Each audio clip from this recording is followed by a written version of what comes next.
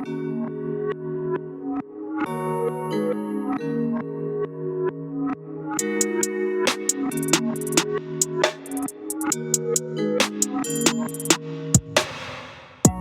listening to the Life Edit Project podcast, where busy, ambitious high achievers get the tools they need to fight overwhelm and overthinking with balance, self-mastery, and a positive mindset. I'm your host, Elizabeth Burrows. I'm serving up bite-sized truth bombs in a judgment-free zone based on my perspective as a life coach, wife, mom, and recovering overachiever. We keep it real over here, which usually means some combination of insightful, entertaining, and a hot mess express.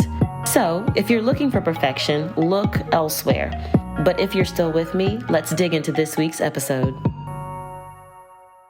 Good day, good people. Welcome back to the Life Edit Project podcast. This is episode 3, and I'm super excited about it. We have, as always, a juicy episode here for you with a juicy topic that I'm sure will also be helpful to you. And I can't wait to dig in. But first, I just want to thank you for tuning in. Thank you. If this is your first episode that you're catching, welcome. If you've already heard episodes 1 and 2, thank you so much for coming back. Listen. If you are 3 for 3, if this is your 3rd episode that you are listening to, and it is episode 3 that I have published, we family now. So, hey. Okay, at any rate, I'm glad that you are here, and I cannot wait to dig in. Okay, so in episode 2, in the last episode, we talked about Superwoman syndrome, which is something that so many of my clients, and even I myself, as a human being, have struggled with in the past. And today's episode, we're tackling another topic that so many of us have directly experienced: analysis paralysis. Of course, before we dig in, I want to start by giving you a definition for this, because we hear this term talked about all the time. We throw it around, but do we really know what it means and what we're talking about? So here's the Coach Elizabeth definition. Analysis paralysis is the inability to make a decision or take action due to hyper-focusing on collecting and analyzing data, alternatives, or hypotheticals. One more time, because there's a lot of words in this one. Analysis paralysis is the inability to make a decision or take action due to hyper-focusing on collecting and analyzing data, alternatives, or hypotheticals. Now, at the end of the day, analysis paralysis is just a luxury brand of indecision because you're not making decisions. But what makes it analysis paralysis and not generic indecision is what you're doing while you're not deciding. I found that there are essentially 3 main ways people spend their time not deciding when they're in the throes of analysis paralysis: fact-finding, second-guessing, and what-ifing. Let's go through these one by one.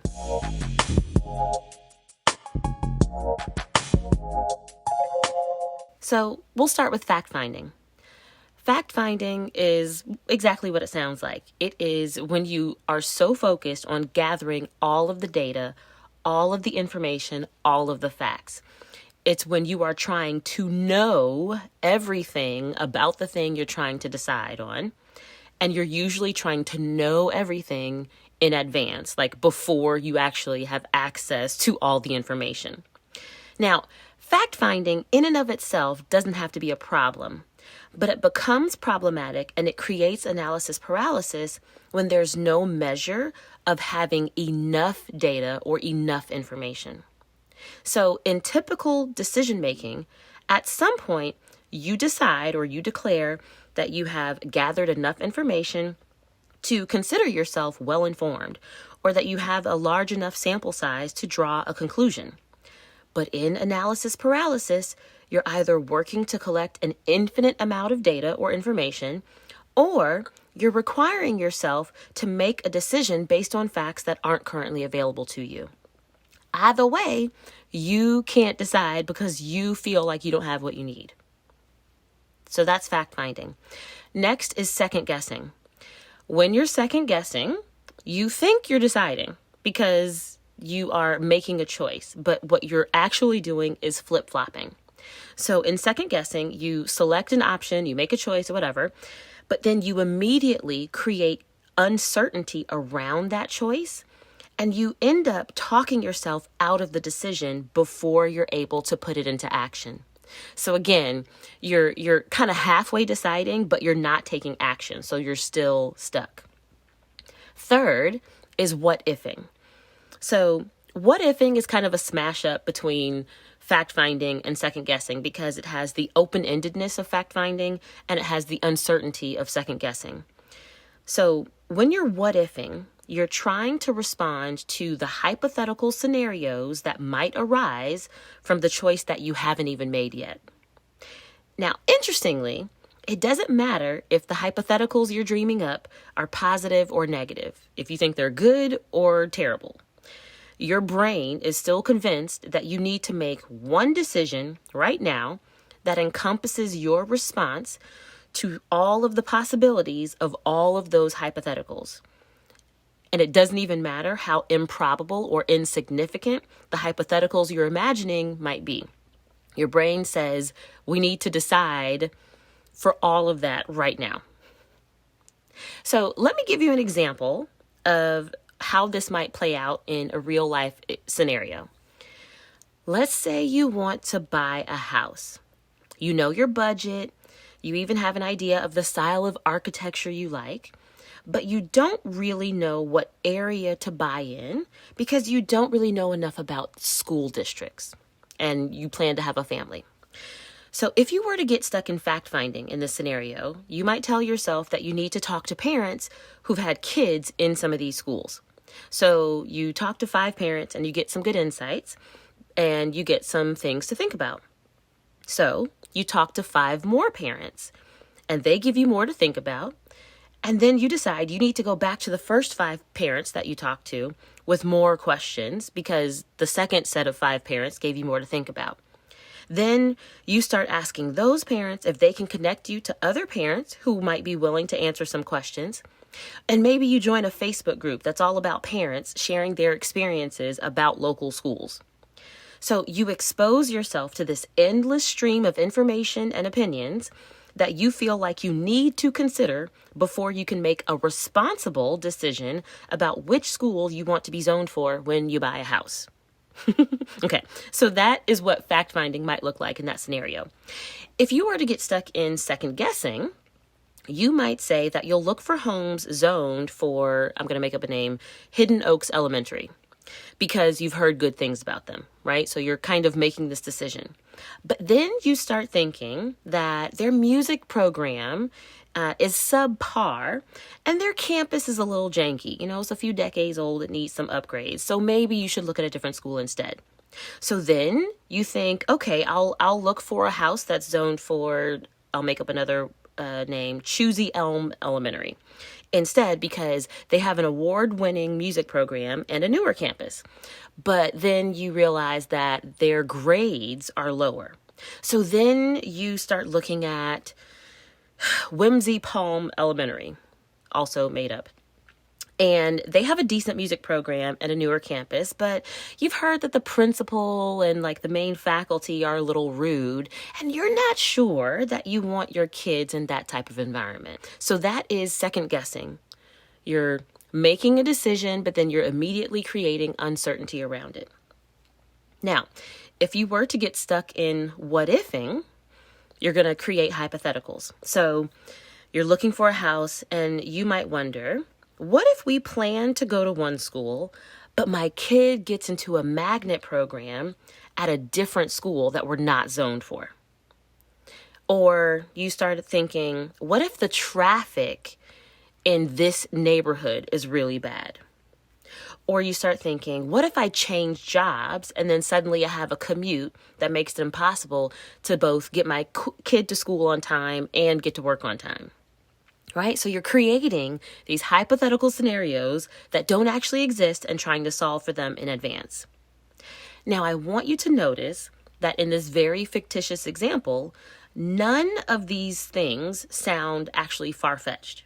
And in fact, a lot of it sounds very rational and logical, and maybe even it sounds responsible and proactive to you. And this is part of why analysis paralysis is so tricky and so sticky, right? So hard to get out of. It's because analysis paralysis comes across as us being smart. The fact-finding, the second-guessing, the what-ifing, all of those could be useful in moderation because theoretically they can help you anticipate problems and solve them in advance. But that's not what actually happens. In analysis paralysis, all of the fact-finding, the second-guessing, and the what-ifing is never ending. You literally cannot do enough of it to feel ready to decide. Every piece of information or every alternative you identify or every hypothetical you imagine just raises more questions and increases doubt. And the end result is that you stall out. You don't decide. You don't take action. And this is the paradox of analysis paralysis. Your brain is using lots of energy on thinking and problem solving, so you feel like you're doing a lot, but nothing is actually happening and you're not moving forward. In your effort to make the right decision, you make no decision at all and take no action. It's like, I'm going to make up an analogy. It's like driving on a superhighway that's just a really big circle. It doesn't matter how fast you go or how many mile markers you pass, you will never actually end up at a destination because it's a big old circle. But what you will do is burn up your gas and rack up miles on your car as if you were taking a cross-country road trip. And you know the other problem with analysis paralysis? It feels terrible. It sucks. Your mindset, when you're in the middle of analysis paralysis, the kinds of thoughts you experience and the things that you start believing, your mindset in the middle of analysis paralysis becomes a breeding ground for all kinds of negative and unhelpful feelings. Feelings like anxiety, doubt, confusion, guilt, shame, and all of those feelings just make it harder to make good decisions. All of those negative feelings make it harder to take action. So your analysis paralysis stops you from making decisions and taking action, even though you're trying to give yourself what you feel like you need to make decisions and take action. So, dear listener, if you are not getting things done and you're not making progress on something that really matters to you and you feel like crap because you're stuck in the middle of an analysis paralysis cycle, I want to help you break it. So here are my 4 best tips to help you move past analysis paralysis.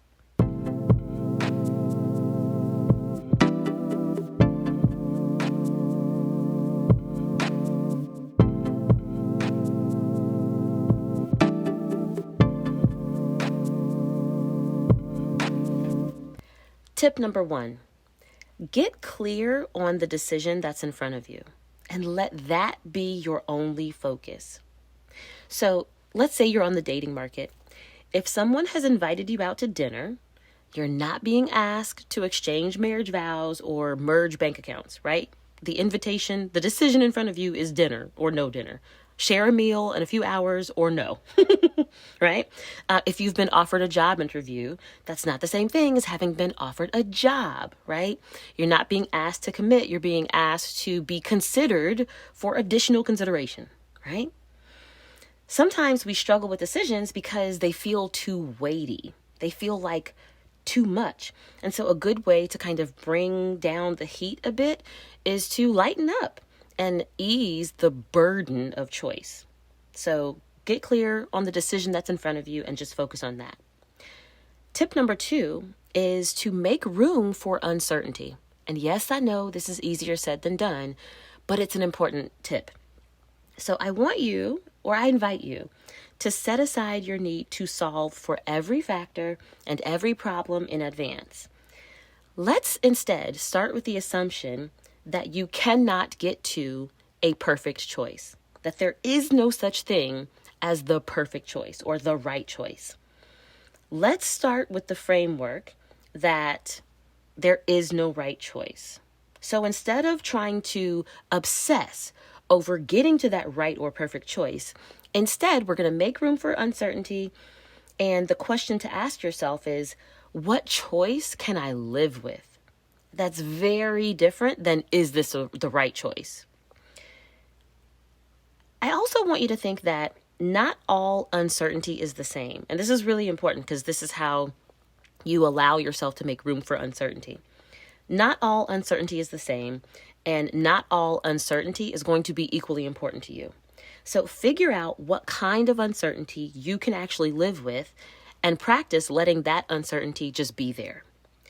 Then work and focus on instead reducing, not eliminating, but reducing the type of uncertainty that you can tolerate the least. And in the places where uncertainty matters the most, right? Just focus on reducing the uncertainty in those areas. Tip number 3, give yourself a deadline and then honor it. Okay, I hope you saw this one coming, right? You have to decide because, spoiler alert, you actually have to make a decision and then act on it to break the analysis paralysis cycle. So going back to my analogy, if analysis paralysis is a circular superhighway, then you have to take an off-ramp to stop going in circles. And the decision and acting out the decision is the off-ramp. So now some situations have natural built-in deadlines, right? So if you get invited to dinner by a potential suitor, let's say they've invited you to dinner Friday at 7:00, you don't get to wait until Saturday to decide. It has a natural built-in deadline. Likewise, if you've been offered a job interview, if you delay and don't respond, chances are that job, that company is going to move on to the next candidate, right? Because they're not going to wait forever. So in these cases where there's a natural built-in deadline, I invite you to think about what you stand to lose for as long as you don't decide and you don't take action, right? And when there's no natural built-in deadline into your situation, just try assigning a deadline to yourself because that can be at least a good place to start if you have never been able to get yourself into action. And my 4th tip for breaking the analysis paralysis cycle is to trust your future self to make good decisions based on what you learn from the decisions you make today. Trust me when I say this will not be the last decision you make. Whatever the decision is, it's not going to be the last decision. More decisions are always on the way. And taking imperfect action on imperfect information is the best way to actually gather data to better inform your decisions. So the answer to analysis paralysis is actually action, not just for the sake of action itself, but to actually create a cycle of action and decisions. You've got to start the cycle somewhere. So start with the decision in front of you and trust your future self to make an even better decision based on what you learn when you act on the decision that you're making now. So, those are my tips for helping you get past analysis paralysis. As always, I hope this was helpful to you, and I hope that you won't just sit on this information. Put it to use, put it into action, and start flying through the decisions in your life. And if you enjoyed this episode, of course, I would love to hear your key takeaways or which one of these 4 tips was your favorite. So come find me on social media and let me know. My handle is @LifeEditProject, all one word, on Facebook, Instagram, and Twitter. You can tag me in a post or just drop me a line in my DMs. My DMs are always open. Either way, I would love to hear your feedback. So that is episode 3 in the books. I will be back with you next week with more juicy goodness and a fresh episode. Until then, make good but imperfect choices. Peace. Thanks for tuning in to this episode of the Life Edit Project podcast. I'd love to hear what your favorite moment or key takeaway was from this conversation. You can send me a message on Instagram, Facebook, or Twitter to let me know. My handle is @LifeEditProject, all one word, in all the places. My social media is linked up in the show notes to make it easy for you. Holla at your girl. I'll be back next week with another episode. In the meantime, don't just stay busy with the life you have, get busy creating the life you want.